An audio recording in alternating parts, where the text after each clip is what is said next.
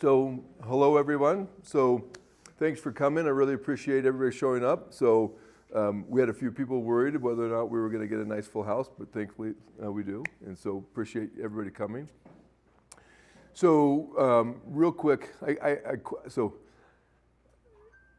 it's important to me, all right? So, I'm going to ask off the bat before we get everything started. I want to know what you want or what you hope to get out of this talk, right? Because I know all you know is our title, but it would be nice to, people's expectations and realities can be two different things.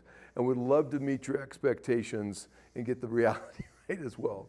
So anybody want to give me some input in terms of what are you hoping to hear, what do you want to hear, what are you looking for? Understanding trigger points. Great. That's a great question. Yeah, for sure it can answer that. Anything else? Learning how to move correctly to avoid injury, and then learning how to move correctly when you have an injury, not to make it worse, Yeah. but make it better instead. Perfect. We have just the person for you, for sure. Right. Anybody else? What's that? You planted her there right in front. Yeah, I don't have a shovel. I just didn't do anything. Anybody else? So if my husband was here, he would say how to fall. Yeah. It's a great question. Like, so you don't hurt yourself so much. Very carefully. So, How you deal with the herniated disc that's affecting the nerves that goes to your foot? great question. Great question. Right. Anybody else? And again, so yeah. Some of those modern things like doing the lasers and the red lights and Yeah. PRPs and those things, just Yeah, yeah. the science behind them. Great question. Yeah, that's very much part of this talk. Right? Anybody else? So don't let me forget all of you that asked so we can answer all the questions. Because I think the key is, I think for those of you that know us, my goal is to give you the information to make good decisions, right? That's when you come to my office, hopefully for all of you, you see we give you long visits, long time to talk, and a long time to chat, but for the right reasons, because we want to get things right. We want to know you, who you are, but we also want to get you better with your problem. And I don't agree with the medical system right now because you got 7 minutes. So we were just talking earlier, it's about 6 months to get to see an orthopedic doctor right now. And even if you don't have an orthopedic problem, you're still waiting 6 months to get that visit. And then when you get that visit, you get 7 minutes with that doctor. And that seems a bit ridiculous to me. And it's not, I don't think, appropriate way of doing medicine. That's why I don't do medicine that way.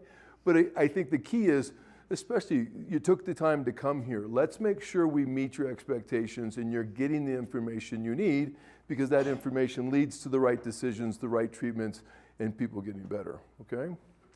So, the talk today is about how we heal. And the biggest issue I want to kind of get across is that there is a way that we heal. I always tell people, it's like your GI system, right? There's one pathway. There's one way. You put food in and the food comes out. There's one way. We have a system in our body that heals us, right? And that system needs to be working correctly so that we heal correctly. And how do we make it work correctly? That's the biggest issue. Because when injury happens, there's a lot of things that can cascade that get in the way of recovery that then impedes the recovery that you want. But if we can overcome that, if we can use special tools to overcome that, we can keep you on that healing pathway so you can achieve the best results. So that's what we're going to talk about. There is a specific system in our body that's been designed to get us to heal. So the first thing is, why do we need this special system? Because the body fails, right? We're a mechanical system. Dave here knows mechanical systems well. They fail. Stress, all kinds of things. So it's material fatigue, right? You take a pop can, bend it enough times, that pop can is going to break apart, right? We have the same process. We're a mechanical system, right? We bend, we twist, we tear, right? And we're going to break down and degrade those structures, bones, ligaments, tendons, joints, whatever. So it's a mechanical stress problem that's causing this issue. And so the issue is people go, oh, well, once the damage is done, then aren't I done? No, that's the old system, right? The old system is say, oh, well, you wore out your knee, so we have to replace your knee. No, the new system, the system utilizing the body's healing principle, will repair that knee, repair those old structures, repair the injury, and restore back your normal function so you can just go on again for another 40 years. There's ways in which you can make your body recover and reestablish good, healthy, really near normal tissue. So great, wear it out, but you don't have to replace it. You don't have to put screws and pedicle screws for things. You can just fix the problem and then move on, right? And that's what we're going to teach you about, how our body does that. So first thing is we have to identify what's wrong. And so there's common ways that we look for how do we find injury. And the first one is x-rays, and everybody's pretty aware of x-rays. They're going to give us bony structures. We're going to see whether or not the joints are fine, malalignments, that kind of thing. And the other one that's common is obviously the MRI. MRI gives us a lot of great data, and it tells us, it gives us great signals of where the injury is coming from or where there can be sources of pain. But the two things that most people are unaware of is two other very, very effective ways of evaluating how well that tissue is doing and evaluating injury. So the first one is ultrasound, and has anybody in here had other than being pregnant, a musculoskeletal ultrasound done on themselves? Yeah. And were you able to see that? When they did the ultrasound on you, did they show you what was going on? They did. Yeah. You can see it live. Great, yeah. It's quite surprising, isn't it? Yeah, most people are like, holy cow, I can't believe I can see that structure. Yeah, so that's one. But this next one, how many have had a piezoelectric shockwave mapping done on you? Yeah, this is new. So the point of this one, so a lot of times where you think you have injury, you go over there, we do the exam, and you're like, well, there's nothing that really sore. Okay, where's the injury? And so sometimes it's hard to find. We're going to show you in a quick demonstration how ultrasounds work, but more importantly, how well they work and how diagnostic they are, and how in office, when you come in, we do these, and they take a very short period of time, so we can know what's going on with people. So when we make recommendations, we're not making recommendations of, I think, we're making the recommendations of, I know. And so we use these tools commonly, the shock wave and the ultrasound, for doing diagnostic testing. So I'm going to bring Natasha Forgey, she's my nurse practitioner up, and Zach here, my athletic trainer, and they're going to demonstrate those two things, and then we're going to move on to the healing side of things.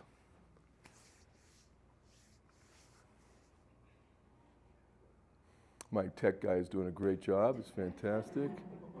Look at that. There's the whole talk, and we're done. All right.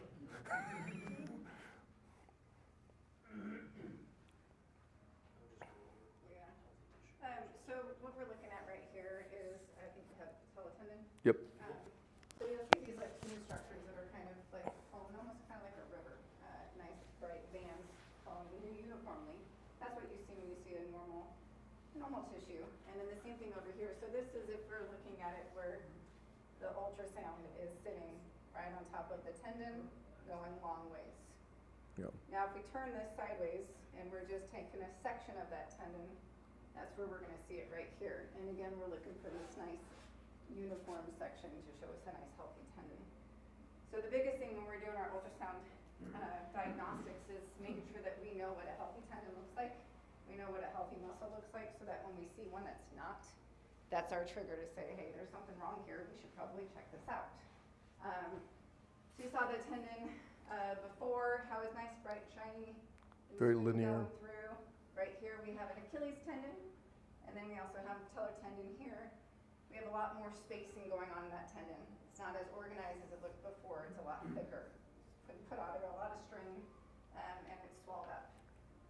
So in addition to seeing the structure and seeing it's different from what we know is normal, we also have capability of doing measurements so that we can see the thickness of the band. We know that it should be between 4 and 6 centimeters, and it's more, or millimeters. It's more like, that's probably like 7 or 8. So anything outside of that range is what we're looking for to see if we've got any kind of pathology going on in there. In addition to that, we can also see the structures like the bones. Mother Nature likes smooth structures. It's how we were built. So if we see any like ridging going on, there might show us that there's some kind of arthritis going on behind there or some stress going on to the bone. We see big black spots in our ultrasound. We know that that's a lot of fluid buildup, and that there's probably some other pathology going on in there as well too. Sometimes we can completely diagnose with the ultrasound, and sometimes it's a good indication for medical necessity to get an MRI, especially when you have an insurance that's not going to help cover it for you to go get the MRI. We can say, well, we put an ultrasound on here. We saw this. Now we can go send you to get MRI to get further diagnostic results. So that's just some of the things that we can do. That's the start that we do when we're trying to diagnose. That comes after we do our exam, and then we know where we want to look with the ultrasound. And then after that, if we don't find anything on ultrasound, sometimes there might not be something that totally shows up on our ultrasound. It's not a perfect device, but something might be hidden behind the scenes. Our muscles might be protecting what's going wrong in that joint space. So that's where we take out the piezo, or piezo, however we want to call it. Piezo. Shockwave. And we do a mapping session. And the reason we call it a mapping session is because it's the exact same treatment that we would do if you were getting that treatment in our clinic. But it's a shortened version, and it's meant for us just to find any kind of damaged tissue or structure within that joint. It does not hurt when we're over healthy tissue, but you will get some pain stimulation when you're over tissue that is unhealthy or damaged. So that also helps us pinpoint some of those areas where some of those problems are within that joint space if we can't clearly see it on exam or can't clearly see it on ultrasound. And a lot of people here that have been to the office, so how many people have had the Shockwave put on them? Right? Super comfortable, right? Everybody's favorite device. This is like the softest, comfiest pillow. It lets you know, right? There is no mystery when that device, that Shockwave goes over injured tissue. So that's the deal. I want to point out a couple things as they're getting ready. One is, when you look at this image, right, so, right, everything's a clock in our body, right? How long has something been going on? So when you see these structures, like this patellar tendon and this big bulge right here, so the thicker the tendon, the weaker the tendon, right? So this is telling you that this weakness has been around. So what's different from this image to that image, so you have a little bit of a bulge here, so this means that this is beginning to start having more chronic issues going on. This is just one big thick blob. That means it's been there a while. So that's getting really thick, that's getting really weak. So as we're evaluating you, we have a time frame going, hey, this is probably, that image on the left there, that's probably a good year or more going on. So meaning that this tendon has been in trouble for a good while. So this means that our time is starting to run out. If we don't do something with this, you're going to have more difficulties. This one says, hey, it's getting bad. We're starting to see these problems. So now if we get to this quick, we usually get quick resolution. So it helps to see this, because now we can, from the images, really put a clock on this. Like, hey, these are really chronic, and it's a different way we have to deal with the long-term chronic. This is getting to the chronic stage, but early chronic stage, so a lot less treatment, a lot less involvement to turn that tissue around. And that'll make sense more when we go over the healing effect.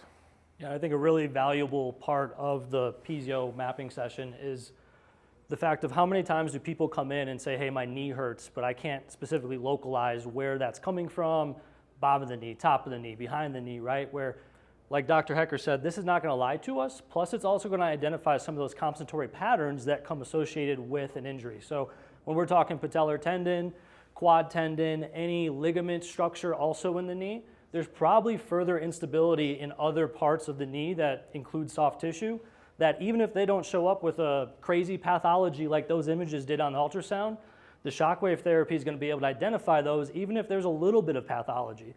So that's what's nice about having this tool in our back pocket, is it gives us confidence to say, hey, maybe we see a little bit of this here, but let's confirm it with this, as much as we don't like putting through people through pain, right? But it's just a great communicator tool with us to confirm what we may or may not see on ultrasound in those instances.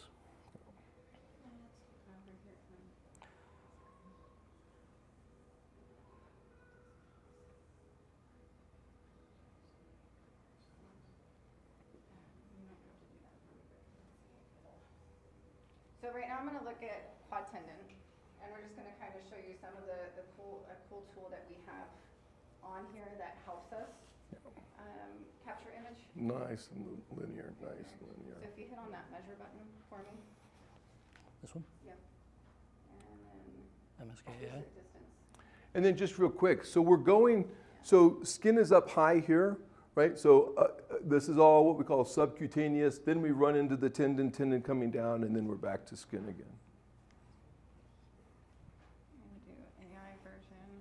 I always tell people, so some of you will appreciate this.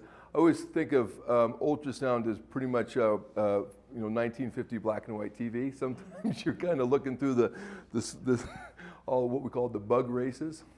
So ultrasounds come a long way, and they now have these cool little overlays that where it highlights in that. You see that brown that it's color, highlighting? That's showing you that that's where that quad tendon is.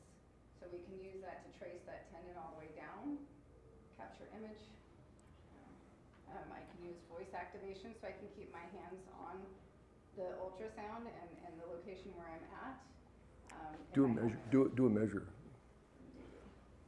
So I want you to do click on measure, and then distance.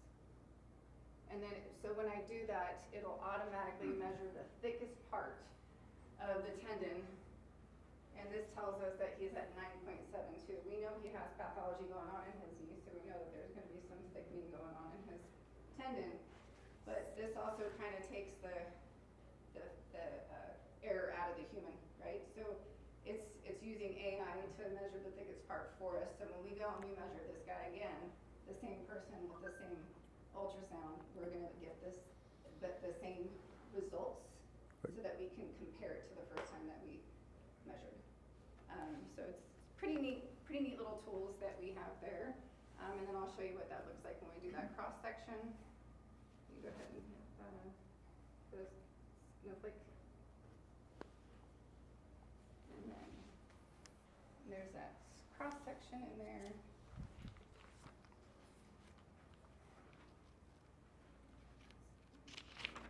You got some stuff going on there. Go ahead. Yeah. Capture image.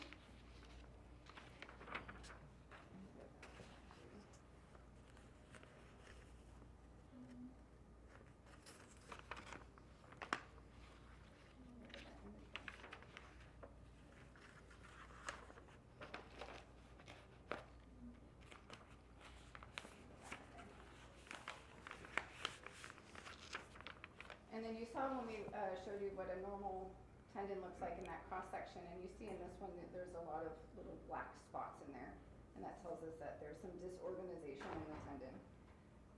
It doesn't tell us exactly, we don't know exactly what's going on there, but there's some kind of pathology going on in there, which would probably warrant, if we didn't have an examination that shows us that there's something specifically going on, but it would warrant a further examination with an MRI for us to find out what exactly we need to treat.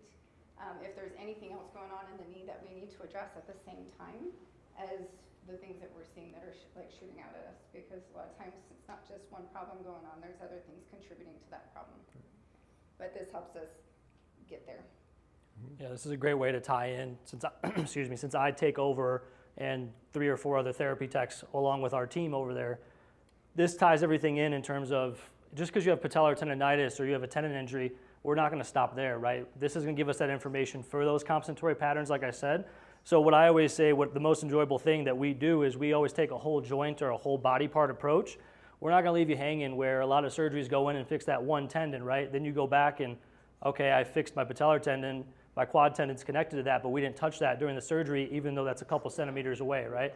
So that's where I love what we do, and if I had these tools back when I was in collegiate athletic training, we would have saved a lot of athletes from bad injuries that did not require the surgery they went through, but that's just part of the model that we're seeing these days, where I can fix this thing specifically and I'll ignore the rest of it in a lot of scenarios. So that's what's most fun about what we do on the therapy side is, I don't know how many people will say, hey, why are you treating this here, but my main injury is here? And I was like, well, we're not gonna leave you hanging. If we don't see you, that means you're doing well, right? So as much as we want you to hang out, I'd much rather get you out of there, go hit up Horsetooth, get on the golf course, whatever it may be, and be able to do what you want and happily and comfortably versus hanging out every 2-week intervals, right? So that's how all this ties in, and it's really cool that Dr. Hecker gives us the opportunity and the investment to do all the research to bring these in, to obviously give this to you in your backyard, because there's a lot of places that could use this, and it's pretty crazy that it just happens to be in Fort Collins, in my personal opinion. So any questions on the ultrasound, shockwave, any of how that ties into therapy, anything along those lines? Are you gonna demo the shockwave? Yeah, I think it. We'll get back to the PowerPoint presentation because I know what it feels like. So if somebody at the end, when we have time for questionnaires, to give you an idea, don't worry, we won't shoot you off the chair. That's why it's here, so come try it. Yeah, it'll be good for you Let's- guys to kind of let's- understand that yeah. it really, like, it does not hurt when we have healthy tissue, and to know the difference of when we get over something that could be a problem area, and how that could be diagnostic for us, but also very beneficial for you when you treat those areas. Yep. And then, so this next slide will explain what she just mentioned here. So, our tech master working our way back here. Oh, you just give it all away, dude. I know. It's all gone. There you go, back, there you go.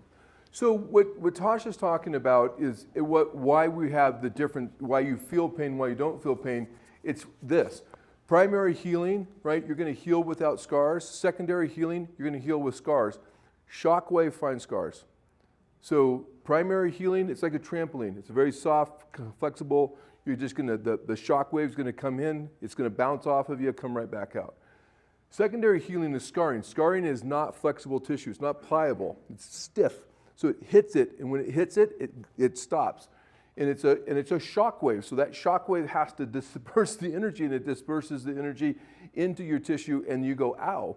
And that's also tells us why that's bad tissue. But what's unique, for those of you who have done this, right, the first time you come in and you start your treatments with us, you're going, son of a gun. You get done with the last treatment, you're like, I don't feel it anymore. What just changed? You went from a scar back to this higher level quality healing. That's why that's so important. What you have to understand, there is a way your body heals, right? And if we utilize the tools that make your body want to heal correctly, you go from bad to good. I tell people that all the time. Like, how do you do that? We have a system in place, right? And so next slide, please. It's called the Paracrine system, the Paracrine effect. This is a system, go to any biology book you want to go find, you'll read the Paracrine effect, right? This is how our body heals. And there's 6 specific steps here. And the point of this is there's a signaling network. There's all of these different cells going on, and they're signaling each other. So what used to be considered crazy right now, it's basically like, hey, somebody got hurt. I'm going to call EMS. You know, hey, EMS, I got an injury here. And then they go, yeah, well, bring him in. But now what to do, hey, we're going to telehealth this. We're going to, the guy's crashing in the ambulance. You got a doctor on the phone. You got satellite links coming over. And all of a sudden, you got 9,000 people in the back of this ambulance doing care on this person. What happened? What changed? Signaling, right? We started to signal all hey, no, you don't want that drug. You want that drug. You want to do this. You want to do this. This is how they do it. I mean, it's ridiculous. That's how our body works. So let's go through.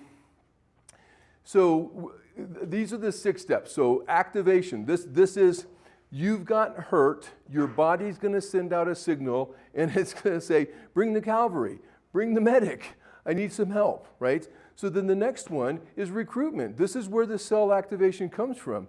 All of a sudden, those cells, they start talking to each other. We call the paracrine system is called, it's cell to cell. We're talking with each other. And so this is what I tell people. When you come in, it doesn't matter if your injury was 2 days ago or 30 years ago. It does not matter. We can reactivate this system by using our tools, and we'll talk about that more importantly. But the point is, when you can reactivate your cells that know exactly what to do and reactivate them in a manner in which they know what to do, right? Because the aha moment for me, when I got started with this, is I didn't have to do this. The body already knew how to do this. All I needed to do was find the pieces of equipment that stimulate these sections. And if you find that right piece of equipment, and for us it's multiples, then the likelihood of this being successful is high. Well, I staked my practice on that, and thankfully we're here 10 years later, and thankfully we're growing and doing more. But this is the base of what we do. We stimulate this paracrine system. Doesn't matter how old your injury, doesn't matter how new the injury is, we can stimulate the recovery. So go back one more, please. So the key here is then the next one, recruitment. This is recruitment of your stem cells, right? We have active stem cells ready to go to work every time. And if it's 30 years old, we can stimulate those stem cells to start working. There's 2 different types of stem cells we're working on. One's called tissue-specific stem cells, so they're already pre-differentiated. They are made for the bone, the ligament, the tendon, the muscle, whatever. They're already pre-differentiated into that structure. So it's like you burn your house down and you go, I want the same house back. Great, here's your blueprint. We're going to build it exactly what you had before. Here's your house back. That's what tissue-specific stem cells do. The second one is what's called progenitor cells, or in another term for them, it's called perivascular stem cells. They hang on to our veins everywhere in our body. Every one of the devices that we use releases these stem cells off of the veins, and it's called chemotactic signaling. It's a chemical signal that says, get your butt down here and start doing some work because we have an injury to do. And it doesn't, again, the body doesn't go, well, no, that's a 40-year injury. No, it just says, great, call me, here I go. I'm going to go to work, and we're going to stimulate these stem cells, and then those stem cells send out all these other signals, and we call them cytokines, and all these cytokines start racing around, and they start creating this recovery cycle. So that's the instruction component. And then we get to the regulatory component. And this is the critical point in my eyes. Besides getting the stem cell effect, this regulatory component, this is how we heal you without a scar. Because you have key cells in your body called macrophages, and macrophages have 2 sides to them. They can be inflammatory and they can be anti-inflammatory. So most chronic injuries, there's no inflammation. There's no inflammation going on. So that injury's over, the process of healing is over, so there's no inflammation going on. So we want to, if we're stimulating this, we're going to stimulate those macrophages to come back and start working, but we're stimulating, they have 2 cycles. They have what's called a macrophage 1 differentiation and a macrophage 2 differentiation.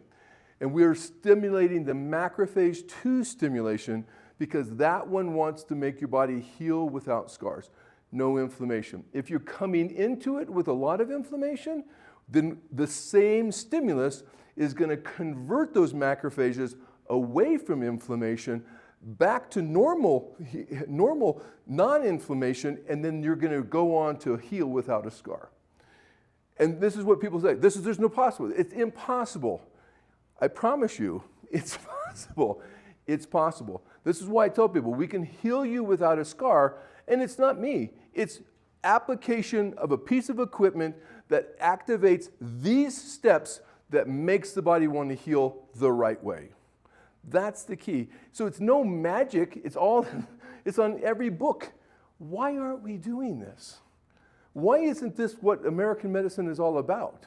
This is one of my biggest complaints. Why aren't we doing this? How come I'm one of the few guys in the country who does this. You make a hell of a lot more money with people who are injured than you do getting people better. That's why. That's why. Total knees cost $40,000. Total knees for us cost $3,000. You make a lot more money doing it other ways. So that's why how come nobody's doing it? You have to understand there's an economic component to it. So then the last part, which you're going to get to in a second, my son John here, he's going to go over that strengthening and remodeling, because that is, in my eyes, one of the critical things that most times when we get injured, we do not reestablish our strength and we do not reestablish a strong remodeling process. Because after everything is done, once the injury's there, there's still this long phase of remodeling. And I tell everybody, hey, you're done now, even though we treated everything and everything's good, but 3 months, 6 months, a year, your body's going to be modeled, everything's going to be changing, and we need to be on top of that, making sure that you're maximizing out that result. And this is where some people say, I'm feeling so good, I think I'm okay. No. This is critical. This is finishing off the system so you have the best outcome. So we want to get that strengthening and remodeling going. Factors that inhibit it, right? So obviously age. But age, so here's the deal. So I think the oldest person we've treated is 92, 93? Yeah. And they're better. So age can play a role in a lot of things, but what this is talking about, inhibiting the paracrine effect, right?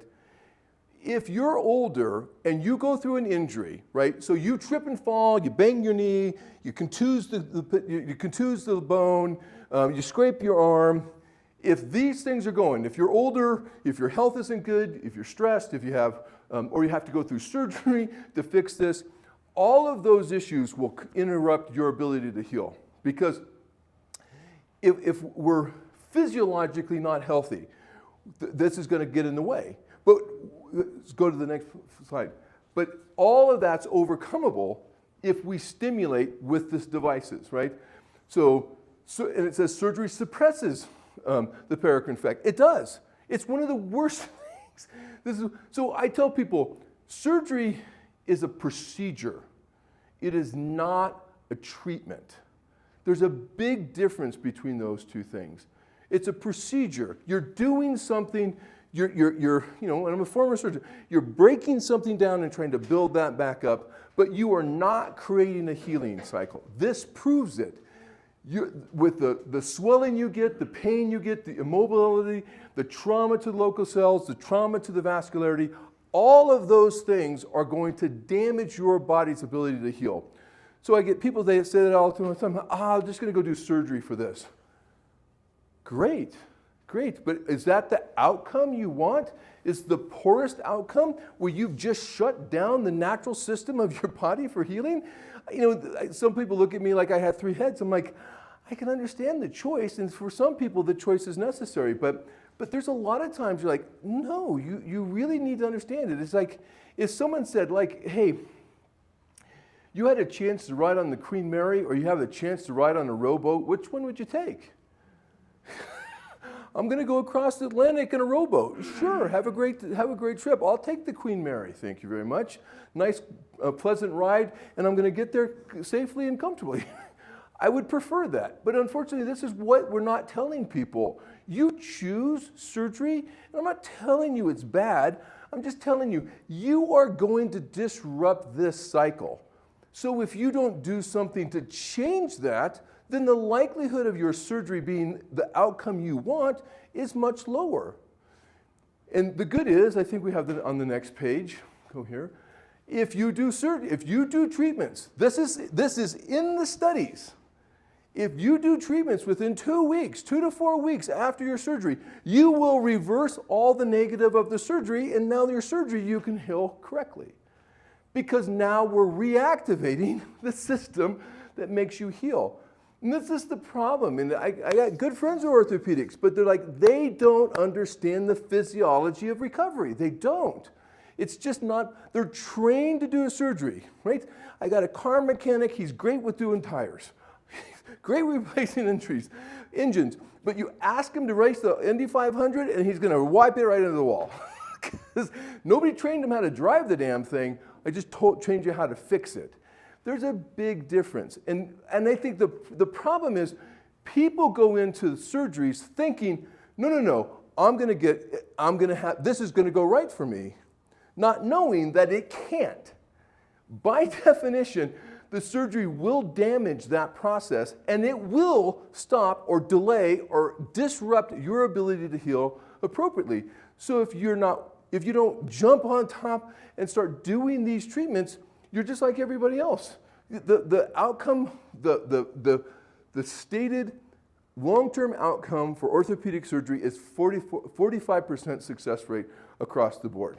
Is a below 50% success rate acceptable to you?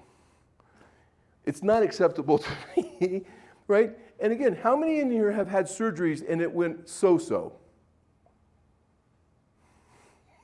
So I'll tell you, I think most of you know that my injury damaged my ankle joint, blew the bone up, thousands of pieces.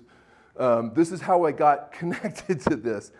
I had to figure out, how do I make this heal? Because my option for my injury was an amputation of my leg, and I'm like, I'm not wanting the amputation. My youngest son, who's sitting back there, was not even born yet. He was on the way. So this is February of '05. So did my homework, looked for different ways. Here I am 20 years later, I'm fine. But one of the key things I found was these pieces of machinery, right? And those pieces of machinery allowed me to heal, right? And that's how I got into this, like, hey, how do you make things heal?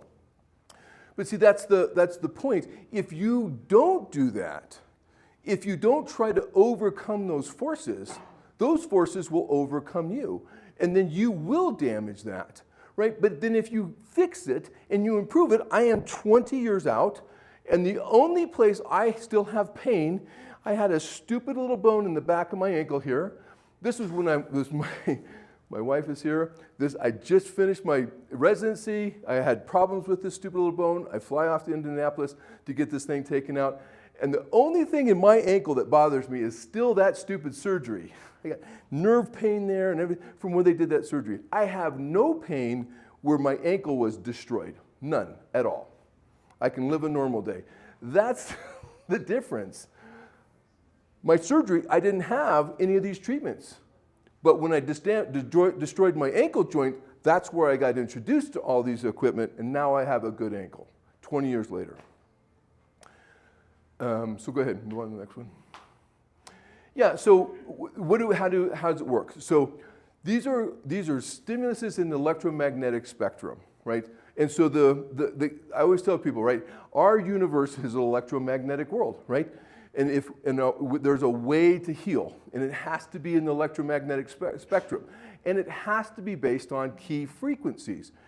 The frequency windows for all of these treatments are very narrow, right? There are frequencies that work great for our body, and there are frequencies that don't.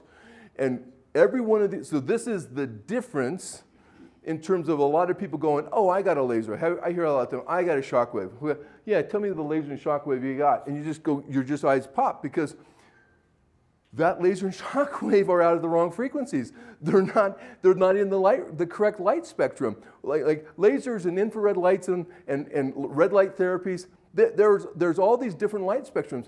The key to this is you have to know. So it takes a lot of work, a lot of smarts. I got a son who's a biomedical engineer back there who keeps me on the right road, because this is technical stuff to know, hey, because a lot of people, there's a shockwave out there everybody loves, and they go, oh, it's a great shockwave. It's called an amplitude wave. So it's like throwing a rock in the pond and the waves go out. Well, that's damaging to your tissue. That's actually causing inflammation. So that just disrupted your healing cycle. And I get these people who say, no, I got this shockwave, it's a great shockwave. And I'm like, but you don't even understand how this thing works. It can't. By definition, how the shockwave works causes the negative effect, right? So the problem is, if you go, oh yeah, we have the right equipment. So you can see radio frequency allows us to stimulate a biological effect in the body. It also allows us to amp up all those stem cells that we already started stimulating once the paracrine effect starts. The second one, the shock wave, this is really, I'm going to go really high level because this is simple. So shock wave, there's a special tissue in our body called extracellular matrix. An extracellular matrix wraps around everything in our body, and that special tissue in our body is what stimulates the process of healing. So when you stimulate the extracellular matrix, all of these stem cells have to go somewhere. They're just like all little spaceships, and they have to land, and when they land, they have to go to work. But if there's no landing pad for that spaceship to land on, then that landing craft crashes, and it's worthless. Extracellular matrix is the landing pad, and you have to stimulate that landing pad so that when the stem cell lands, it can go to work and it can start the healing process. Because it's getting signaled by all of these other tissues, come help me, but it has to have a place to land. And you have to prepare that ground. If you don't prepare that ground, all that stem cell stuff that you just did goes to nothing. You can do everything right, but you miss that step, you lose. This is why I'm passionate about it, because this is great stuff. Because if you win, you win. You win. And so the issue is you got to get that right. It takes a special shock wave. 99% of the shock waves out there do not work. They cause the opposite effect. They're damaging to the tissue. They're too powerful. They have the wrong frequencies. They're not stimulating the right tissue, and they have the wrong waves specifically. And so then we have a couple others up here. We have our so the acoustical vibration. Crazy piece of equipment. It's just air. Air that vibrates, and it vibrates at certain frequencies. And again, it's doing all of this stuff to change the tissue, change the extracellular matrix. It's stimulating your nervous system. It's calling out these local stem cells. This guy's out of Italy. He's a wonderful man, but he'll call me and say, don't talk about this person because they're an Olympic athlete, and if this acoustical vibration in Europe is considered blood doping because it can make your body respond so incredibly well. It changes your vascularity, it changes your heart rate, it does all these crazy great things. No negative's been done with this, but it can start all this. It can change your healing. He has so many studies on this. It's crazy. And you're like, it's vibration. But it's very specific vibration, delivered in a very specific way, using very specific square wave technologies at the right frequencies. And when it's done right, it's magic. If it's done wrong, the little vibration plate you stand on that vibration plate, 90% of the vibration that you're doing is bad for your body. For those, when you do those plates. How many people have a vibration plate? How many people use a vibration plate? Got to be careful. The frequencies, if that frequency goes above 50, you're hurting yourself. You're actually damaging your tissue. The vast majority of them go above 50. The main frequency is 35 hertz. 35 hertz is where they should be.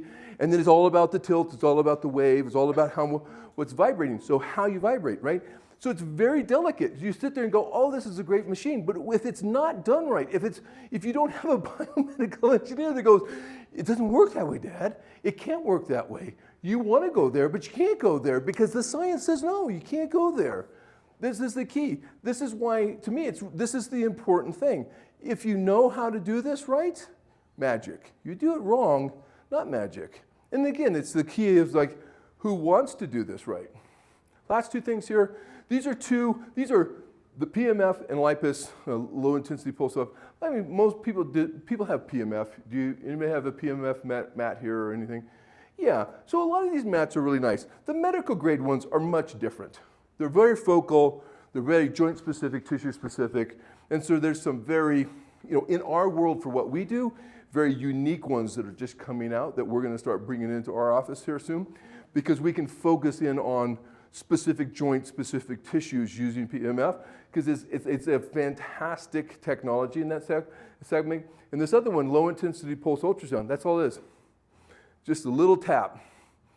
And a little tap with the right frequency, and all of a sudden magic starts to happen.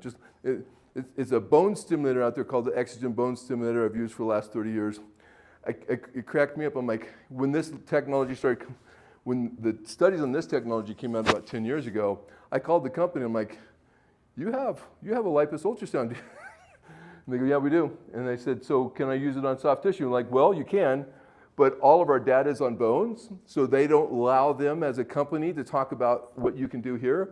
And I told the science director for this company, I said, this is a remarkable product. He goes, yeah, this is a killer product because it will do crazy great stuff for tendons and ligaments and bones.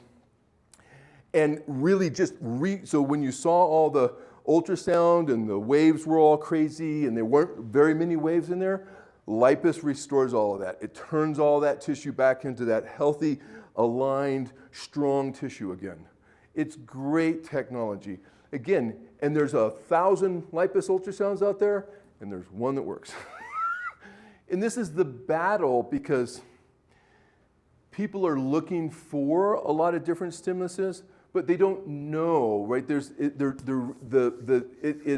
a bit of a work to really dig in deep to get the true information. Because from our standpoint, obviously, that's my job. I gotta get it right. That's my job, right?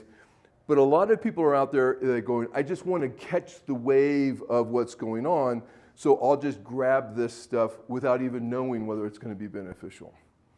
Let's go to the next one. So next thing is further ways to kind of supercharge.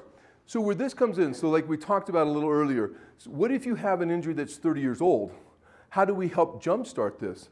Well, one of the key steps of healing is inflammation.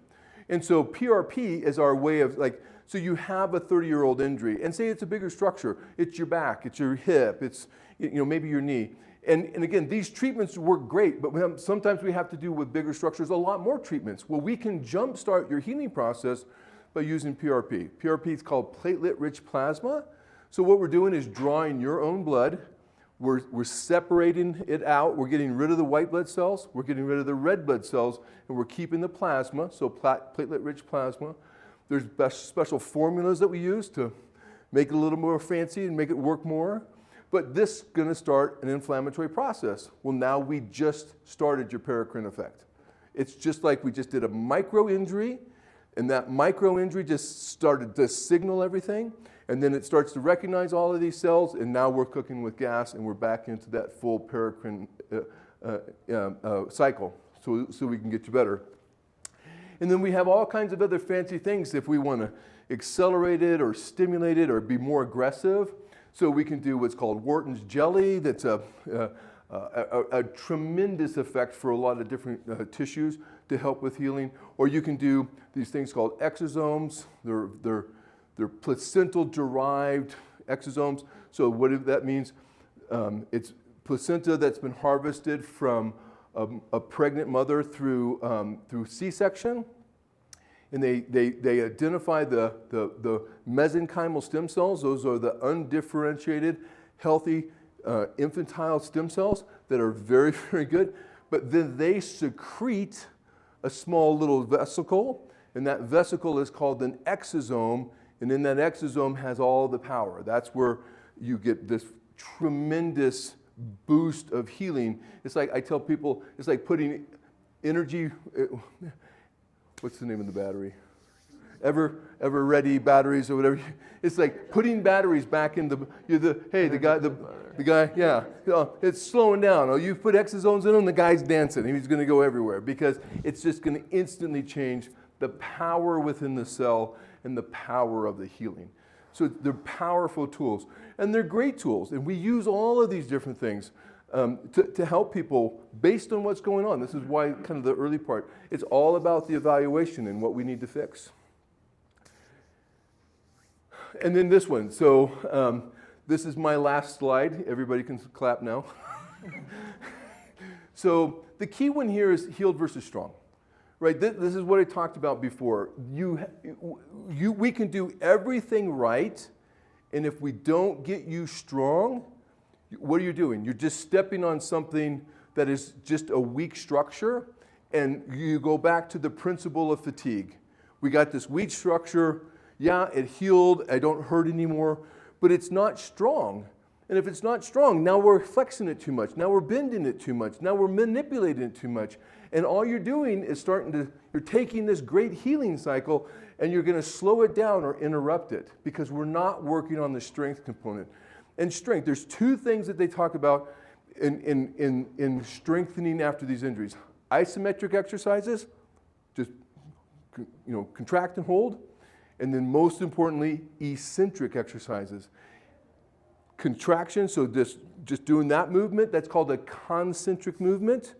The resistance of that movement is called eccentric. And when you do that, you just turned on muscle and nervous system craziness in terms of what your body can do when you're going to do the eccentric movement.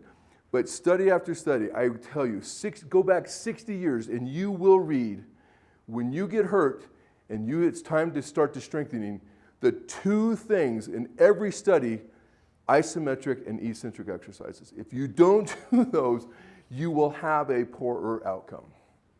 Let's go to the next one. So I'm going to bring John up here. This is my son, John. He runs a clinic, a center down in Windsor called All in 15. And he has an eccentric exercise device. And he has one of the few that's out there in the country. He's a consultant for this country, so he travels all over and he takes care of a bunch of great sports teams who have this. He's one of two people who are master trained in that device. And this device just came to the States about 3 years ago, because prior to that, we didn't have a safe way of doing eccentrics. I have a nice relationship with the company he works with and the gentleman who's the CEO. And he called me and he said, I think you need to come look at this. And he came along with me. And he's like, hey, I think this is the right thing. Because we knew eccentric, because if you're reading research, eccentrics are a big deal. But how do you get it done well? How do you get it done right? Thankfully, the system, and now he's kind of the guy for this. So I'm going to let him take over. Hi, thanks for all for coming out tonight. We really appreciate it. As he said, my name is John Hecker. I'm his son. I'm master certified in what's called the Kineo machine. I'm one of two. The other one that's master certified works for me because I trained him. I'm kind of going to be talking about just restoring functional performance and how it's kind of the key to that long-term health once you kind of go through these injuries. So you can go ahead and move to the next slide. So what is functional performance? I would define functional performance as just the ability to perform daily tasks well. You can go ahead and hit it. All right, so we have all these different daily tasks that we need to get through every day. So, right, we have grocery shopping, stairs, walking the dogs, if you want to go on vacation, if you want to play golf, things that you like to do or need to do on a daily basis just to get through the day. That's how I would define functional performance. When you have an injury, it can damage your ability to perform daily tasks well or pain-free, right? So we want to be able to get through these tasks pain-free. You can go ahead and move on. All right, so you've had the injury, you've gone and got your rehab, you're starting to feel better, right? You've gotten the treatments. All right, now we got to come back, all right, and we're starting to work on getting those levels of strength and training. A lot of people want to jump right from where they were injured and go straight back to running a marathon again. They want to go right into hiking 8 miles or doing like a 14er. Well, just because, like he was saying, just because you're healed doesn't mean you're strong. So we kind of got to go all the way back to the beginning and restart the foundation, okay? So I kind of live in a neighborhood that's being developed right now. And so I'm seeing these houses go up all the time. I'm seeing the foundation go in and then the structure and then all the electricians, the plumbers, everything goes in and puts the finishes in, okay? I've never seen the plumber go in before the foundation is put in to put the kitchen in, right? That doesn't make any sense. Same thing kind of goes for when you're trying to restore strength. We got to get back to the foundation and restore the foundation of your strength so then we can start building up the rest of it. A big part of that is building back left to right balance. If you come off an injury, say you sprained your right ankle, okay? Well, now that right side is going to be weaker than your left side. So we need to get that balance restored. We want to create strength both left to right and make sure both sides are pulling their weight. we need to engage your central nervous system.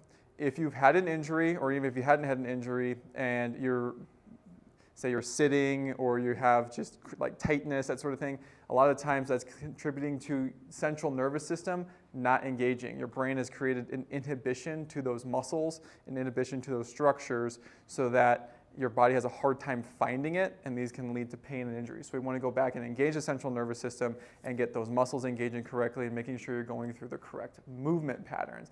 And that's where the next piece comes in, that correcting the form. We want to be able to correct your form under a lighter load, teach you how to move correctly with your right to left balance, and then once we have those three pieces in place, then we can start moving on to building the structure. The building the structure would be, okay, now I can start teaching you how functional movement patterns. So now that you know how to find your glutes, which most people don't know how to find or have a hard time finding, now that you know how to find them, now I'm going to teach you how to use them to walk, to go up and down stairs, to run, to change direction, to do whatever it is that you need to do. I'm going to teach you how to extend through your hips correctly, so that way we're not beating up other pieces of our body, right? And then strength through fatigue. This is really, really important. A lot of the times, like if we have a hard time getting our central nervous system to engage, as the muscle gets strong, your nervous system will still fatigue at the same rate as the muscle.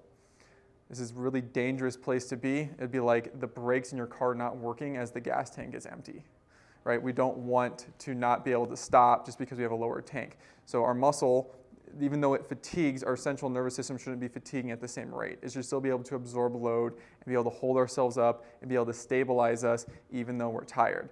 A lot of the time, like you'll start to feel this effect, like if you've gone on hikes and you're going downhill. So you go up, you hike up to some lake in the mountains, you've done your 8-mile hike up, now you gotta do the hike back down. Now your knees start getting beat up, your back starts getting sore. That's your nervous system fatiguing at the same rate as the muscle. We should be able to absorb those loads as we kind of go down the hill without beating our body up.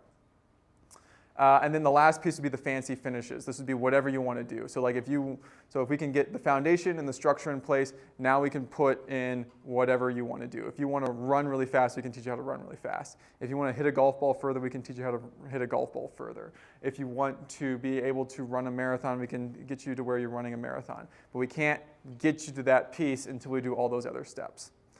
All right, you can go to the next piece.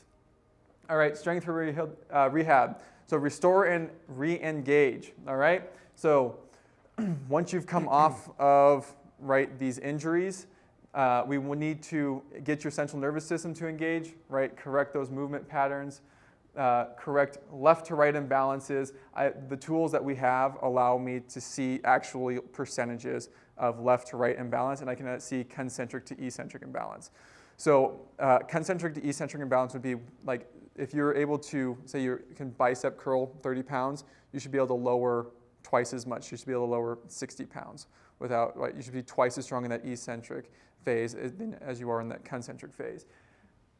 If I test you and your concentric is equal to or slightly stronger than your eccentric, then we know we have a problem. You're at risk of injuring yourself because you can produce more force than you can absorb.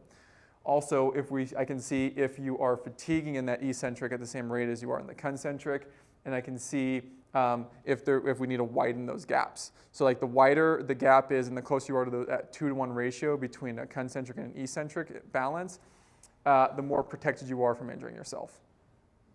And this is where like learning how to fall and catch yourself, we need to be able to have that eccentric ability to catch ourselves. So if we trip, catch ourselves, also the eccentric and learning, that's muscle control, so that way we don't fall, because that's even more important than catching yourself when you fall.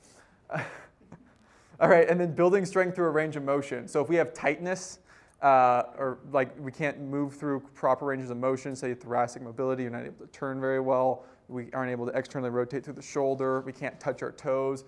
That means we have an inhibition and we can't get it through full range of motion. Just because we're older, just because we're getting stronger doesn't mean we should be getting tighter and immobile.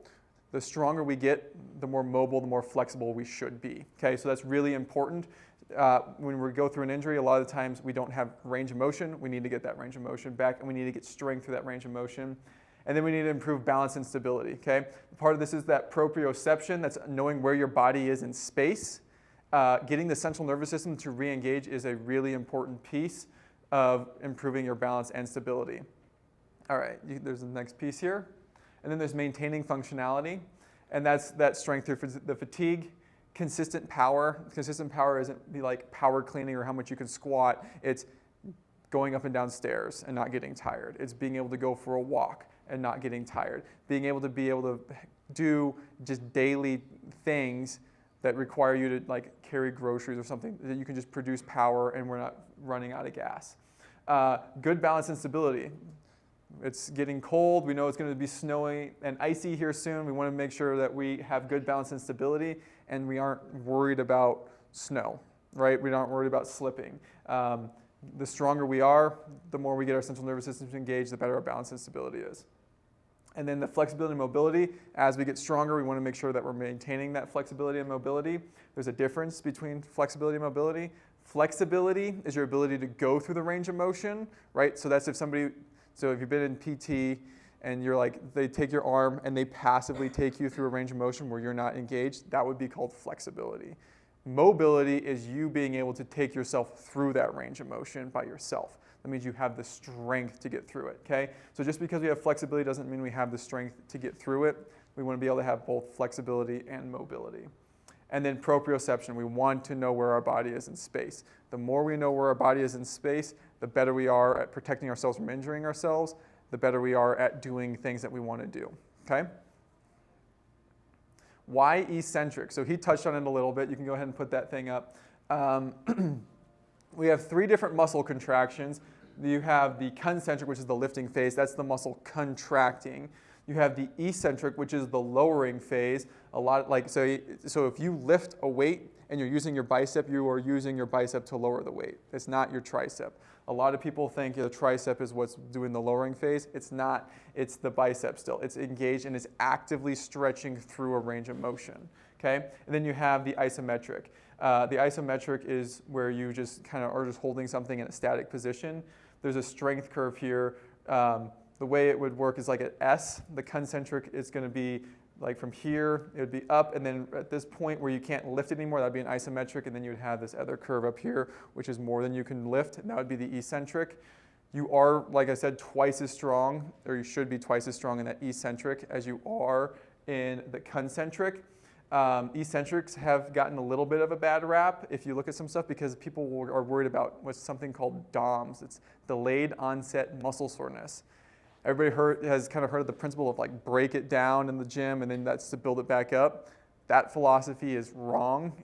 Going back to like Tasha's thing of like the tendon, we want those structures to be smooth. So if you're going to the gym and you're tearing your muscles apart, you're creating a scar, or where the fibers are no longer smooth, you're creating a little bit of a cross.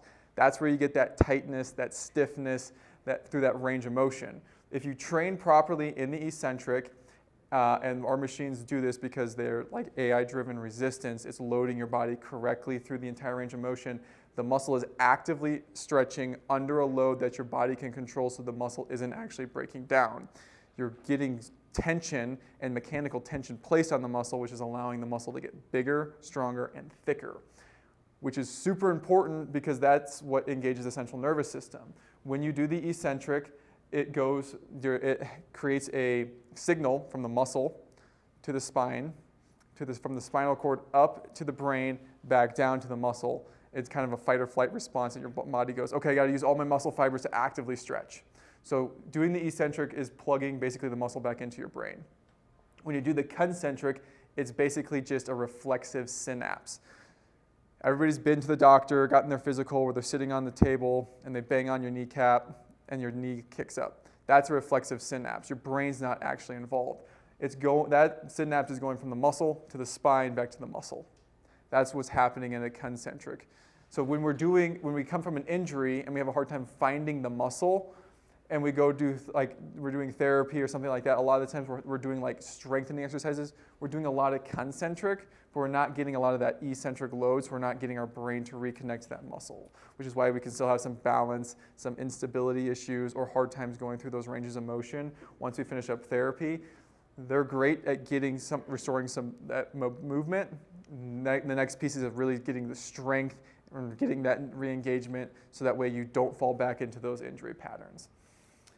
Some of the other benefits that come from training in the eccentric is that it builds bone density. So as we age, we hit risk osteoporosis. Guys are just as much at risk of osteoporosis as women are, and they're even at more risk of osteoporosis after the age of 70. They really fall off the cliff even faster than women do. It builds tendon density, so we want to have really strong, thick tendons. Tendons are like the shock absorber in our body. The stronger the tendon is, the more force we can absorb. Muscle density, that's what builds up strength, and it builds up strength through the full range of motion. It increases that flexibility and mobility. That's that whole principle. The stronger we are, the more flexible we should be. We shouldn't look like bodybuilders in Arnold Schwarzenegger where you can't turn your neck, right? We don't want to look like that. That's not functional. We want to be strong, but we want to be strong through ranges of motion. Okay, it increases proprioception. We know where our body is in space, and then we're able to correct movement patterns. So if you've been struggling like running, if you've been struggling like with rotational power, or if you've been like have a hard time getting like glutes to engage or lower back pain or like gait patterns, by training in the eccentric and learning how to do the pattern correctly, we are able to retrain correct movement patterns that then help you be more functional in the real world. Next slide. All right, so kind of the goal of this functional health is to both increase your lifespan and increase something what's called health span. So health span is adding basically health to your life. So we've all been probably to like a nursing home or know somebody who's there, and we see the people who are sitting in the chairs and they can't really move and they're not doing much, right? They're living, but they're not really like living. Right? They're just we don't want to be able to be healthy and active and doing things. My grandfather, who just passed away, was at 101, was riding his bike all the way up into the last couple months of his life. That's health span. We want to give you like life throughout all of your years where you're doing the things that you want to do, and being able to train and just having muscle mass is really important to that. Next slide. Okay, go ahead. Yeah, so strength training has direct correlations with longevity, so just improving your lifespan. Improving and reducing the risk of osteoporosis, bone density, that's really, really important. The healthier and the stronger our bones are, the better we operate. It increases balance. It reduces the risk of chronic diseases. It increases the survivability of cancers and other illnesses. So like the more muscle mass you have, the more likelihood you are able to survive things if you end up in the hospital, because that's like your body's protein store. So the more protein stores that your body has, the more it's able to call on those in times of emergency, the more likelihood you are able to survive. In COVID, there's a bunch of studies that showed like if you had the higher your muscle mass was, the more you survived. If your muscle mass was under like 50% of your body weight, your likelihood if you went to the hospital surviving was really, really low. And then better quality of life as you age. We want to be able to do things, whether it's playing with our grandkids, going on vacations, playing golf, playing pickleball, going hiking, just enjoying being outside. We want to do those things, so we want to be able to have that quality of life as we age. All right. So at All In 15, our goal is to help you live your life at your best, okay? We tailor all of our programs to you. We have special tools that help us measure imbalances, and we're able to fix those. And so whether it's post-injury strength, training for athletic competitions, or just living a functional, healthy lifestyle, we really want to help you. Our tools are designed so that we can see everything. Everything's tailored 100% to you so that we can get you the best result. Thank you. Great. So we want to be respectful of everybody's time. I really appreciate your patience, and hopefully we're giving you good information, but want to be respectful of everybody's time as well. So what we want to do real quick, get out of the eye. So let's answer some of the questions. One person was asking about trigger points. What are they? What can you do about them? Trigger points are fatigue muscles. So that was what he was just going through. So when your muscle is weaker and you fatigue the muscle, the nervous system gets irritated, and that nervous system grabs that muscle and it won't let go. Mm-hmm. So that's over fatiguing that muscle. So this is the neuromuscular fatigue he was talking about. So again, when you're overpowering something, there's a nervous system connected to it, And so all of those little bumps that are really sore, that's just showing that you don't have the full strength through all the range of motion. And so when you get to that spot where it's a bit weaker, you strain the muscle fatigues, nervous system fatigues, and you got another trigger point. And those can be caused by poor posture, repetitive motion, trauma, injury. Numerous things can cause that to happen, but in the end, it's the same type of injury. It's just different things that cause it to happen. It's overuse, improper movement pattern, like she was saying. And it goes back to the eccentric, because traditional exercise engages your body in a concentric movement. Eccentric engages you in that eccentric movement, but it's engaging the nervous system. So how do you make your nervous system stronger that doesn't occur? Eccentric exercises, because in that method, we have a special fiber in our muscles called the titin fiber connected to our motor cortex and cerebellum. And so when you're exercising eccentrically, you're changing the nervous system so it can tolerate the load better, and then you get rid of your trigger points. The other one we have. Does that help you? Yeah, no, I mean, it kind of agrees with some of the things I did, after that started to give me trouble, and I noticed improvement right away. Great. Just using weights. Yeah, And trying great. to do it the right way. Great. Yeah. Perfect. The next one was something about moving correctly, knowing how to move correctly when necessary. Was that? Yeah, okay, was it knowing how to move correctly? Well, just, if you have an injury, what should you be doing, what should you be avoiding, how should you do things correctly? Well, so it's a great question. So when you have an injury, you want to try to move as normal as possible. So the limping and trying to kind of accommodate the pain is going to create the next problem. It's a compensation. And so I'm like, oh, I'm just limping through here, I'm just trying to protect my leg. But then you're going to beat up your Achilles on this side because this side's taking all the load. So we want to keep yourself in balance. I mean, if I just tell people, just slow down and walk slower, but walk as normal as possible. You want to try to keep normal patterns. That's exactly what he was just talking about. Yeah. Normal patterns is what, everything in our life should be patterned, and we should stay strong in that pattern. Yeah, and it's really cool to me, I guess. Maybe not to the people who see it, but like when I get people who like have been with me for a while, and we get them balanced. I'm even going through this myself because I just had a knee problem. But like you get them balanced, you get them really, really strong. Okay, then they go for a hike, or then they twist their ankle, or they get tackled, and all of a sudden their shoulder. They're playing football and their shoulder hurts, and then they come back to me, and it's like, okay, one little thing that created pain, now all of a sudden you lost strength on that side by almost 25%. And so it's like now you're creating a massive shift into another side. Now you're at risk of overusing one side or creating an absorption injury on the other side that's weaker from like kind of the absorption. And I'm able to see that. And so now I'm able to start to program and fix things to try to get you back to as normal as possible. But it does take a little bit of time. So it's like you can, on that thing, that structure, you can be where you're we're working on things to be really good at whatever you want to do, whether it's tennis or running or whatever. But if you tweak something, we got to go all the way back to the structure or that foundation to make sure all of that's good, and that you didn't have something back there to create problems where now you got to go see them before you're coming back to that point. You're always on this fluctuating scale. So for example, I had the knee surgery, and as soon as I started walking after the surgery, I was like, I'm going to need to go see the chiropractor because I messed my back up because I was definitely rotating incorrectly. So I had to go all the way back, even though I was really good even after the surgery and I could start to move. I had to go all the way back and restart and make sure all the basics were back in place, and then start rebuilding all the way from there again. And the good thing with that device, it's we had two of my sons unfortunately had ACL injuries? 3. Yeah, well, 3, yeah. But you didn't have the machine yet.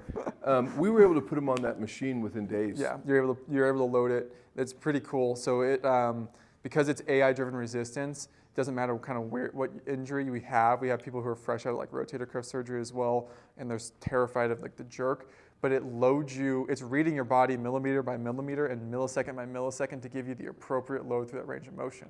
So we can put very tiny loads on the muscle to start building that strength. And if there is like a scar or a surgery, like once you can start to move through it, you can slowly start building strength through that range without any problems. Like we can really load it super light. Yeah, and one of the things I missed on my own talk is what's called the load principle. You might have saw that. And he goes, he didn't say a word about that. So there's load, there's overload, there's underload, and what I call the Goldilocks of load. So if you're our body, if it's too much load, you're going to break down. Not enough load, not enough signals, so you're going to get weaker because the body goes, you're not using me. So we want the Goldilocks of load.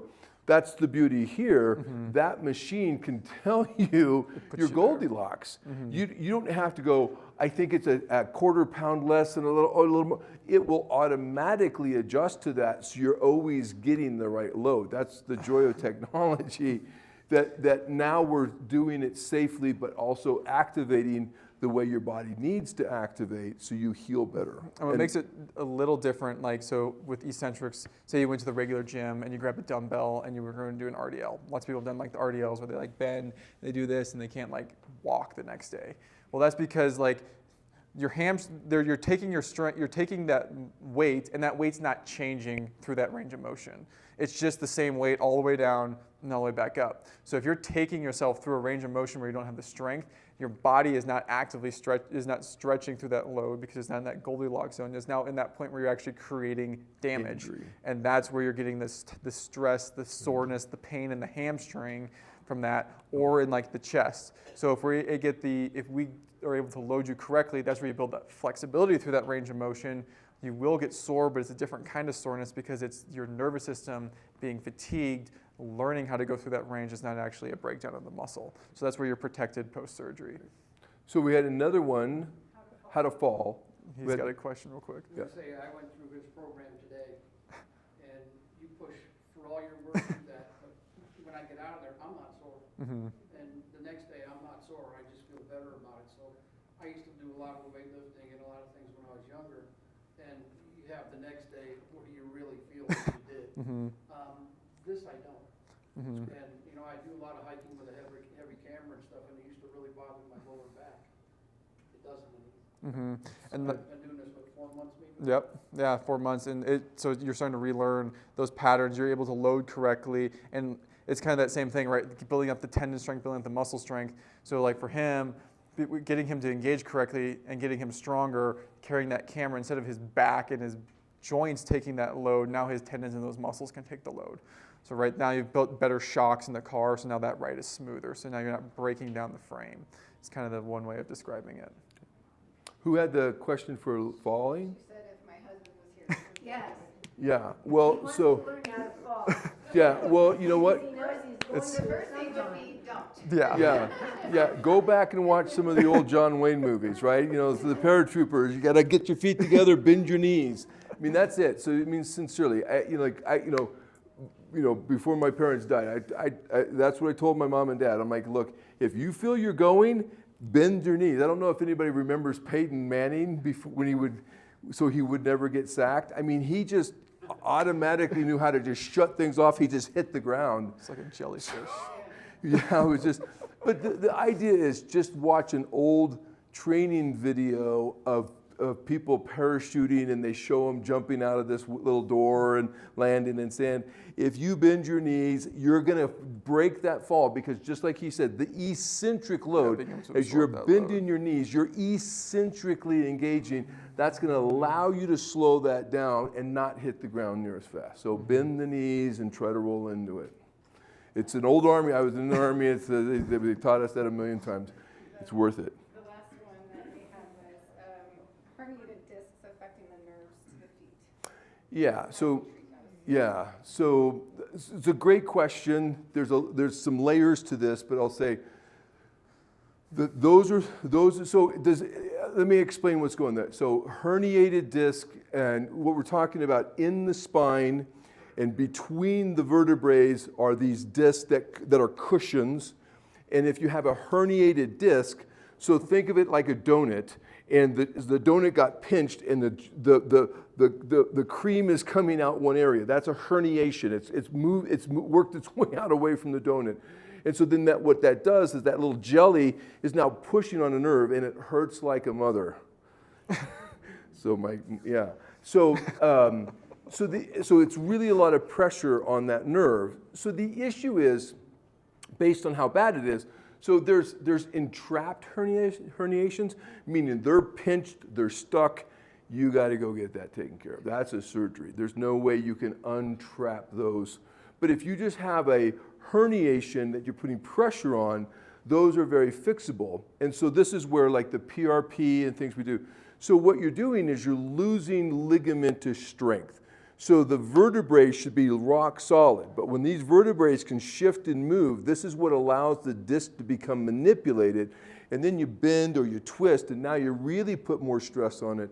And so the lining around the disc has become weaker, so you can use these injections that will strengthen up that tissue. It'll make the ligament stronger so the disc space wants to open up.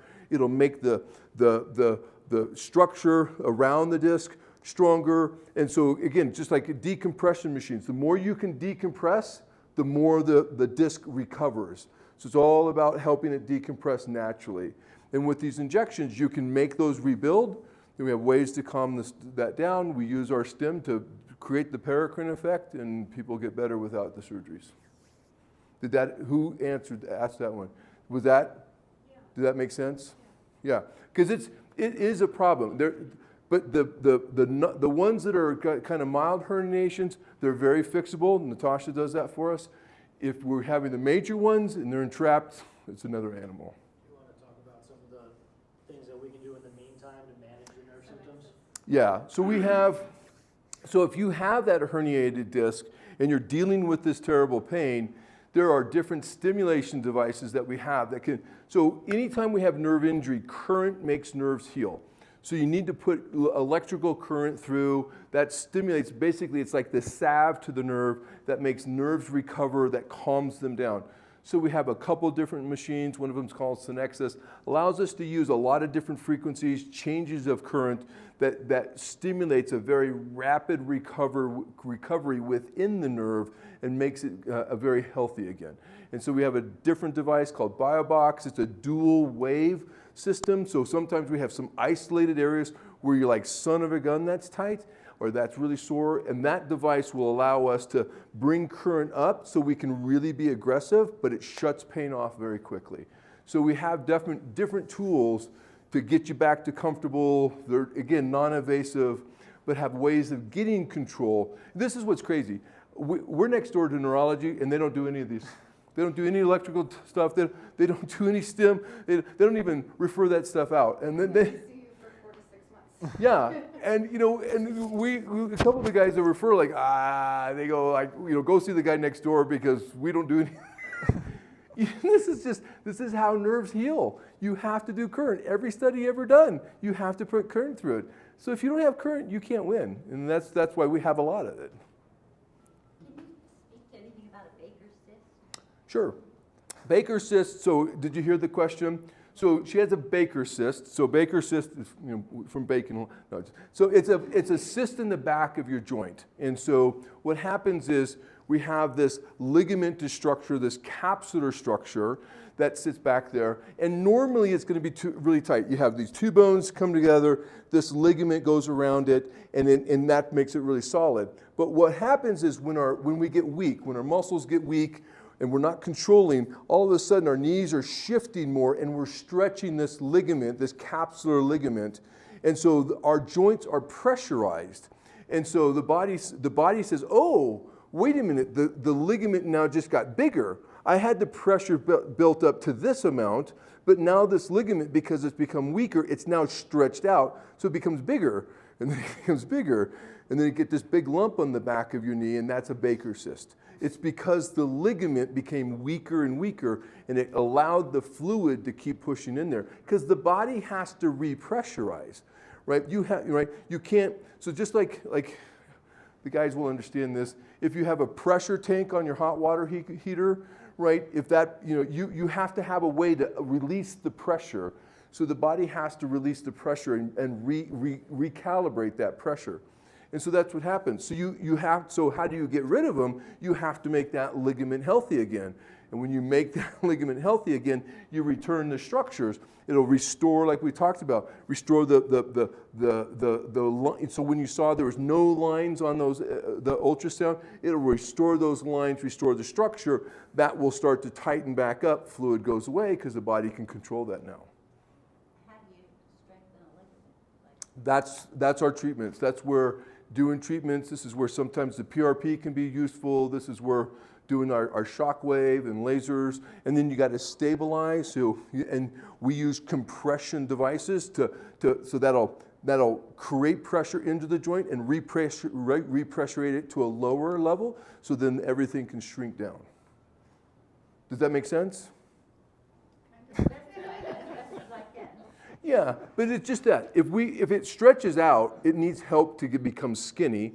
So sometimes these injections can help skinny it up and make it tighter and stronger, or sometimes our stimulation is all you need with compression to make it skinnier, right?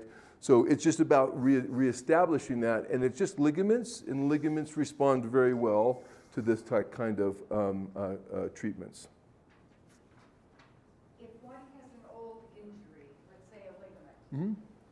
I think one of your slides had said that there is no longer inflammation on an old injury. Correct.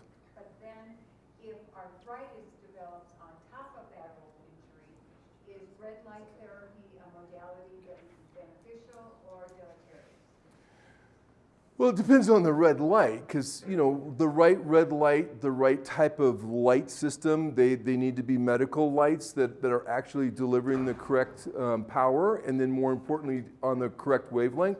So a lot of people say, hey, I got red light, and I ask them, well, what's the wavelength? Most people don't know what the wavelength is. Most of those red lights are like 600 nanometers. So the problem with 600 nanometers, it's barely getting through your skin. So you're not going to affect an arthritis. Does that make sense? Because it can't get deep enough. 800 is going to get to the subcutaneous tissue. You're still not to your joint. Yeah. You need to get 1,000 or beyond to get to a joint. So what you're saying is, yes, theoretically, if it could get there, but it's the wavelength based, and it's just not going to get to that depth. Yeah, and he just great. Most over-the-counters aren't going to give you that. I think the highest you're going to find over-the-counter, the non-medical ones, I think is 960 is going to be the longest wave, and that's still that hits what we call the water level, and nobody wants to use 960 because water is going to absorb all that energy before it gets to your tissue. So we don't do a lot of 960 light therapies. I'm sorry, did that answer your question? Okay. Yeah. All right, PRPs. Yeah. I don't know if you remember me, but Yes. you sent me. Yes. And I had one that had shoulders. Mhm. Are you doing shoulders now? Yes, we are. That's where I That's Tasha. Yeah, and sincerely, and she just went to one of the best trainings. There's a center out in Wisconsin, and it's called the Himmel and Hackett Center. So she already was very good, but this center is the best. They do a phenomenal job on really teaching you how to inject. When we inject, we don't want to inject an area, a spot. We want to inject multiples. It's just like John said, and we're saying it's not one thing involved, it's multiples, so you want to hit all of those key areas, start that paracrine effect going through all of those areas. Because you're thinking, I got a 22 gauge needle, what do you inject with, 22? Yeah, 22. 22 gauge needle is the size of your pencil, right? So you're like, okay, I just put that right there, and then all of a sudden people go, oh, I got this little 22 gauge needle, and ding, ding, ding, ding, ding, oh, I'm gonna heal. No. Because the injury isn't there, the injury is this, right? It's a structure. So that's why we want to jumpstart those areas, but we want to do all the other treatments behind that, because once we get the paracrine effect going, now we can make it go to all the other tissues. Does that make sense? Yeah, my shoulders are now worse than my feet. Yeah, good. Well, we can fix that. Yeah. The red light therapy that you're talking about, is that how you would deal with arthritis that occurs after an injury? No, I wouldn't. So the red. Is there anything you can do with Sure. arthritis that comes after an injury? Oh, absolutely. There's a ton of things. So in honestly, the definition of arthritis is kind of stupid because it's talking about narrowing of the joint space. Why would the joint space narrow? ligaments become damaged. So when you lose, so that's the structure that holds your joint together, but if that structure has become damaged, now that collapse, that's narrowing of the joint space. So it's not loss of cartilage, it's loss of ligamentous instability. So you have to restore that ligamentous instability. So electrical stim, muscle stim devices have a very good way of re-stimulating the muscle strength and then getting after those injuries to the joint, especially if they're new or acute. But this is what we do every day. If it's 13 years old. Yeah, if it's just been extremely painful for years. Yeah, but that's Everybody just says, well, it's arthritis, you know, and they just kind of throw their hands up. No, that's all. But see, the problem is, pain is weakness, right? And then you hear that it's weakness leaving the body. No, it's just weakness. Tissue under tension that is weak hurts. Yeah, tissue under tension. If it's weak tissue under tension, it is painful. Mm-hmm. You tug on a weak tendon, it hurts. You tug on a weak ligament, it's painful. That's your pain. It's a weak spot in that ligament, and it's putting under too much tension, and you're going, ow, that hurts. So you got to make the ligament stronger. That's where the PRP, and this is where Wharton's jelly or orchoxexazone, we can completely reverse that, and then we turn our machines on and gone. Well, and I worked with you a couple of years ago on a knee. Yep. The PRP done with Dr. Hobb. Yep.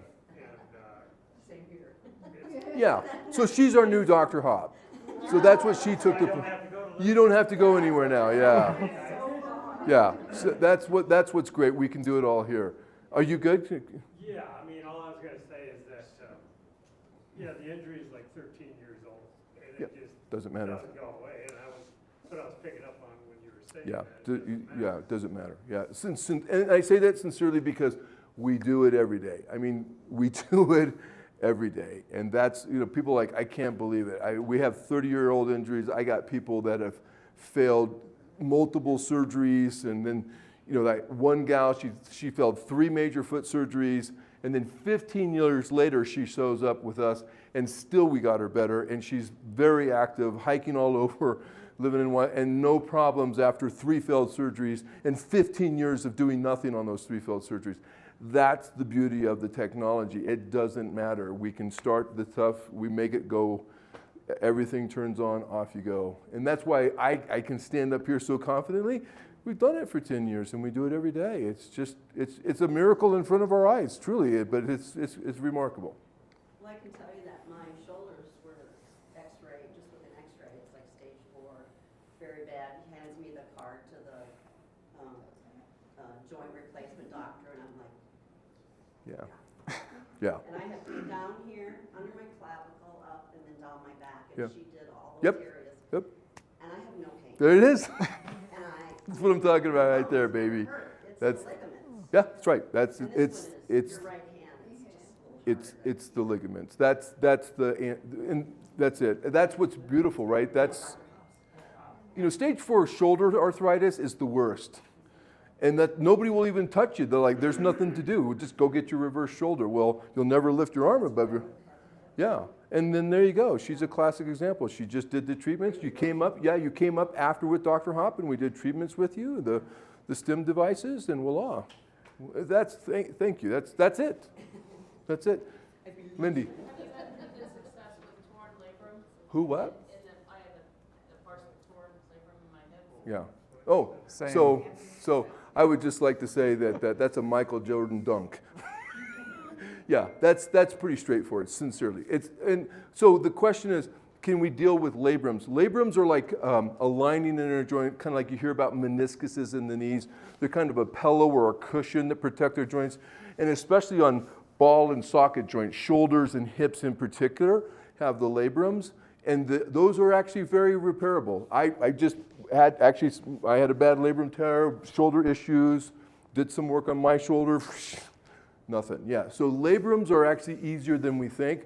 A lot of doctors are like, there's no way you can get them better without a surgery. It's a surgery you'll get done, and you'll have the worst shoulder pain for the next 20 years. Going, but I got a strong labrum, but it hurts. It's just terrible. So no, those are slam dunks for most of those, sincerely. And it doesn't matter if it's labrum in the hip or labrum in the shoulder. I don't know where you're Yeah, yeah. Other questions? What's the difference between soft wave therapy and shock wave therapy? Great question. Is Zach here? I'm going to have Zach. He's my master with shockwave. So Dr. Hecker referenced some of that difference in amplitude of how the sound wave is actually delivered, right? So a lot of the soft waves out there send a signal that's not focal. So it goes from small to big, and it creates that inflammatory response. So I don't know what your experience is with soft waves specifically, but a lot of places don't let you do that more than once, twice a week, if that at most. We have a lot of experience where a lot of places do it once a week, and you got to take a week or two off. And a lot of that is because of the inflammatory effect that happens because of delivery of that amplitude versus what we use is a focal. So it starts wide and comes into a finer point, and that stays that shape that whole time. So we can be a lot more accurate with it, and we're not going to disrupt all the other tissues in that area that Dr. Hecker referenced to where it's going to create that inflammatory response in other tissues and damage other tissues. So we can perform our shockwave therapy. If someone comes in town and we have 2 weeks with them, we go back-to-back days as many as we can, and we're not causing any other disruption to that tissue around it. Yeah, and this is the. Yeah, Yeah. not nearly as, it's pinging, usually not nearly as loud, and the dull achiness it produces is usually a lot more comfortable than a lot of Yeah, soft wave. shockwave is a bang, or soft wave is bang. It's a hydroelectric. You have a spark plug in water, and they shoot. That's what it is. That's it. And it's very damaging to the machine. So these machines have terrible maintenance. You have to replace all this stuff all the time. And again, what he said was really important. Again, we talked about that. Shockwave is not shockwave. Shockwave is by definition a wave that comes into a focal point at certain frequencies, and it's guarded by depth based on these little spacers that we put in here, so we're hyper accurate to where we're putting it. And then when we focally do this, it creates an anti-inflammatory effect. It's converting those macrophages from inflammatory to anti-inflammatory, so now you heal without scarring. The amplitude shock wave going this way is inflammatory, damaging. It's creating an injury to fix an injury, just like a surgery is. So it's just going backwards in the process of that paracrine effect. And that's it. And that's why it's very imperative. If you're going to work in this world, you need to have people that can evaluate what this device is doing, because it matters. It matters for your outcome and my health, because this is the key. Is if we get that right, you win. One or two more questions. Anything else? Great. So sincerely, I want to say thank you for coming. I appreciate you taking a Tuesday off and spending time with us. If anybody would have questions, just call the office. I'm happy to, Zach and I answer questions. Tasha's happy to answer questions. Touch base with John. If you haven't gone over, he does a great demo. Yeah. Go learn about eccentric. After my shoulder issue, I got my life busy. I need to go back, get my shoulder better strong with him, because it was great before. But anyway, go visit. I think the key last step, knowledge is king. Knowledge is king. So this talk will be on our website. Go down to him and do a demo with him. Learn about what works. Get yourself better.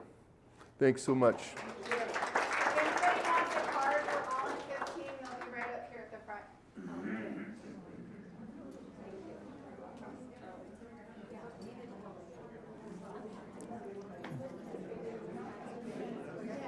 I am glad to hear that you're doing that. Jay because beat you it up? really does work, and my right Do is I a look little beat bit up? worse. You look I a was little tired. wobbly. I was tired when I went in. My right Yeah. worse. Yeah. So I was We talked thinking of today, having it done again. Yeah, that's a booster that we can do. Yeah, absolutely. I'll come and see. Yeah, See sure. her. Yeah, for sure. No, because there's sometimes booster shots that will make a big You're difference. not engaging back That's here what he told me. correctly. Yeah. So how do I get the Yes, source yeah. out of Yeah, nice to see you, Scott. Thanks. Do this, Oh, I'd love to. and it should feel more like a